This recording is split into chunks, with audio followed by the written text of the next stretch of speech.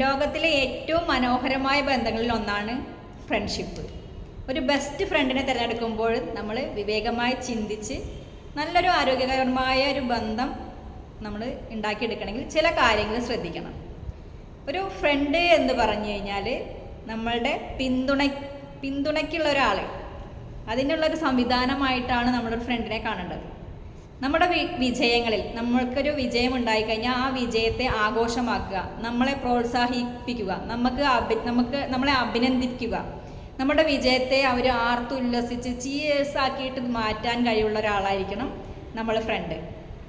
നമ്മൾക്കൊരു സങ്കടം വന്നു കഴിഞ്ഞാൽ, നമ്മൾക്കൊരു മോശം അവസ്ഥയാണ് ഉണ്ടായിട്ടുള്ളത്, നമ്മളൊരു മോശം അവസ്ഥയിലൂടെയാണ് കടന്നു പോകുന്നതെങ്കിൽ നമ്മുടെ ഒപ്പം നിന്ന് നമ്മളെ ചേർത്ത് നിർത്തി നമ്മളെ ഒരു ഊഷ്മളമായ ഒരു തലോടലും തോളത്തൊരു തട്ടൊക്കെ തന്നി സാരമില്ലടോ എന്ന് പറയാൻ കഴിയുന്ന ഒരാളായിരിക്കണം നമ്മുടെ ബെസ്റ്റ് ഫ്രണ്ട്. നമ്മളെ മറ്റുള്ളവരുടെ മുന്നിൽ, അതായത് മറ്റുള്ളവർ നമ്മളെ കളിയാക്കുകയോ അപമാനിക്കുകയൊക്കെ ചെയ്യുമ്പോൾ നമ്മളൊപ്പം ചേർത്ത് അവർക്ക് അങ്ങനെ നമ്മളെ ഒരു അനാദരവ് കിട്ടാത്ത വിധത്തിൽ നമ്മളെ ഒപ്പം കൊണ്ട് നടക്കുന്ന ഒരാളായിരിക്കണം. അതായിരിക്കണം നമ്മളൊരു ബെസ്റ്റ് ഫ്രണ്ട്. നമ്മളെപ്പോഴും ഫ്രണ്ടിനെ നമുക്ക് ഒരുപാട് ഫ്രണ്ട്സുകൾ ഉണ്ടാവും, പക്ഷെ എല്ലാവരും നമ്മൾ ബെസ്റ്റ് ഫ്രണ്ടൊന്നും ആയിരിക്കില്ല. എല്ലാവർക്കും നമ്മളെ മനസ്സിലായിക്കൊള്ളുന്നില്ല.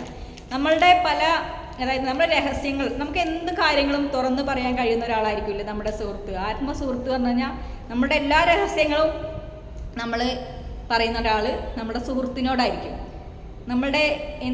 നമുക്ക് എന്ത് തെറ്റ് പറ്റിക്കഴിഞ്ഞാലും കൂടിയിട്ട് നമ്മളൊക്കെ ആ സുഹൃത്തിനോട് പറയാൻ പറ്റും.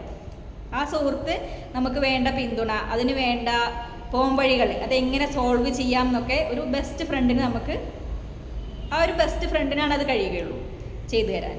അതുകൊണ്ടാണ് ബെസ്റ്റ് ഫ്രണ്ട് അല്ലെങ്കിൽ ഫ്രണ്ട്ഷിപ്പ് എന്ന് പറഞ്ഞു കഴിഞ്ഞാൽ ഒരു വലിയ ഒരു കാര്യമാണ്. ലോകത്തിലെ ഏറ്റവും മനോഹരമായൊരു ബന്ധം തന്നെയാണ് ഫ്രണ്ട്ഷിപ്പ്.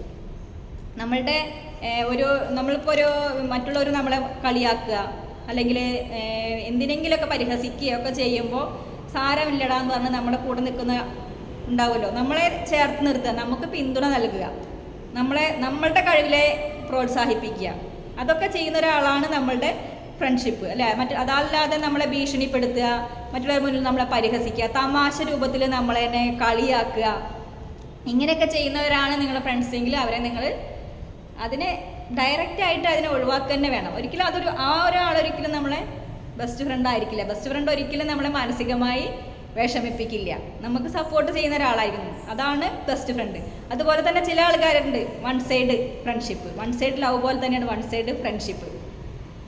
വൺ സൈഡ് ഫ്രണ്ട്ഷിപ്പ് എന്ന് പറഞ്ഞു കഴിഞ്ഞാൽ എങ്ങനെയാണ്, ഒരാൾ മാത്രം സാക്രിഫൈസ് ചെയ്യുക, ഒരാൾ മാത്രം എല്ലാ കാര്യങ്ങൾക്കും ഒപ്പം നിൽക്കുക, സന്തോഷങ്ങളിൽ ഇതിപ്പോൾ ഈ പറഞ്ഞ എല്ലാ ഗുണങ്ങളും ഒരാൾ മാത്രം കാണിക്കുക, മറ്റൊരാൾ അടുത്ത ഫ്രണ്ട് അത് ചെയ്യുന്നില്ല എങ്കിൽ അതൊരിക്കലും ഒരു ആരോഗ്യകരമായ ഫ്രണ്ട്ഷിപ്പ് അല്ല. വൺ സൈഡ് ഒരിക്കലും മുന്നോട്ട് കൊണ്ടുപോകാൻ ശ്രമിക്കാതിരിക്കുക.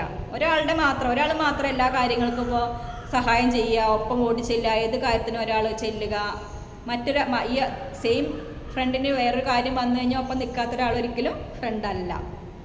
അതുപോലെ തന്നെയാണ് നമ്മൾക്ക് നല്ല കാലമുള്ളപ്പോൾ അല്ലേ, അപ്പം മാത്രം ഒപ്പം നിൽക്കുന്ന സുഹൃത്തുക്കൾ. നമ്മൾ ഒരുപാട് നല്ല സമയത്ത് നല്ല ആഘോഷങ്ങൾ, നമുക്ക് നല്ല നമ്മൾ എൻജോയ് ചെയ്ത് നടക്കുന്ന കാലത്ത് മാത്രം നമ്മളുടെ കൂടെ നിൽക്കുക. നമുക്കൊരു ദുരിതമോ കഷ്ടപ്പാടോ ബുദ്ധിമുട്ടോ ഒക്കെ വരുമ്പോൾ നമ്മൾ ഒഴിവാക്കുക, നമുക്കൊരു അപകടം പറ്റി കഴിഞ്ഞാൽ നമ്മൾ ഒഴിവാക്കി പോവുക. ഇതൊന്നും ഒരിക്കലും ഒരു ഫ്രണ്ട്ഷിപ്പിൽ പെട്ടതല്ല. ഒരു ബെസ്റ്റ് ഫ്രണ്ട് ഒരിക്കലും അങ്ങനെ ചെയ്യില്ല. അങ്ങനെ ചെയ്യാൻ കഴിയുന്നതിൽ ആൾ ഒരിക്കലും ഒരു ബെസ്റ്റ് ഫ്രണ്ടായി, അതായത് നമ്മളുടെ ഒപ്പം, നമ്മൾക്ക് നല്ല കാലമാണോ ചീത്തകാലമാണോ അല്ലെങ്കിൽ നമ്മളെന്താണെന്ന് മനസ്സിലാക്കി നമ്മളൊപ്പം നിൽക്കുന്ന ഒരാളാണ് നമ്മുടെ ഫ്രണ്ട്. അല്ലാതെ നമുക്ക് കാശും പണവും സന്തോഷവും എല്ലാം കൊണ്ടും നല്ല സമയത്തായിരിക്കുമ്പോൾ മാത്രം നമ്മളെ കൂടെ നിൽക്കുന്ന ഒരാളായിരിക്കലും പിന്നെ നമുക്കൊരു ബുദ്ധിമുട്ട് വരുമ്പോൾ നമ്മൾ ഒഴിവാക്കി പോകുന്ന ഒരാൾ നമ്മുടെ ബെസ്റ്റ് ഫ്രണ്ട് ആയിരിക്കില്ല. അപ്പോൾ ഫ്രണ്ടിനെ തിരഞ്ഞെടുക്കുമ്പോൾ നമ്മൾ എന്തായാലും ആ ഒരു കാര്യം നമ്മൾ തീർച്ചയായിട്ടും ശ്രദ്ധിക്കണം. അതുപോലെ തന്നെ നമ്മളുടെ വിജയങ്ങൾ ഒപ്പം നിൽക്കുക. ആ വിജയങ്ങൾ, നമുക്കൊരു വിജയം ഉണ്ടാകുമ്പോൾ ആൾ സന്തോഷിക്കുക. ഒരിക്കലും നമ്മളോട് മത്സരിക്കുന്ന ഒരാളായിരിക്കരുത് നമ്മളുടെ ബെസ്റ്റ് ഫ്രണ്ട്.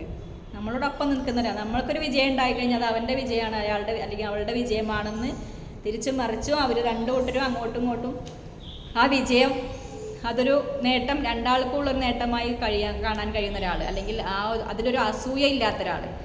ഒരു ഫ്രണ്ടിൻ്റെ വിജയത്തിൽ അസൂയ ഇല്ലാതിരിക്കുക, ആ ഫ്രണ്ടിനോട് മത്സരബുദ്ധി ഇല്ലാതിരിക്കുക, ഇതൊക്കെ ചെയ്യുമ്പോൾ തന്നെയാണ് ഒരു ഫ്രണ്ട്ഷിപ്പ് നല്ല രീതിയിൽ കൊണ്ടുപോകാൻ പറ്റുള്ളൂ. അതൊക്കെയാണ് ഒരു ആരോഗ്യകരമായ ഫ്രണ്ട്ഷിപ്പിൻ്റെ ലക്ഷണങ്ങൾ. അപ്പോൾ ഒരു ഫ്രണ്ടിനെ തിരഞ്ഞെടുക്കുമ്പോൾ ഈ കാര്യങ്ങളൊക്കെ ഒന്ന് ശ്രദ്ധിക്കുക.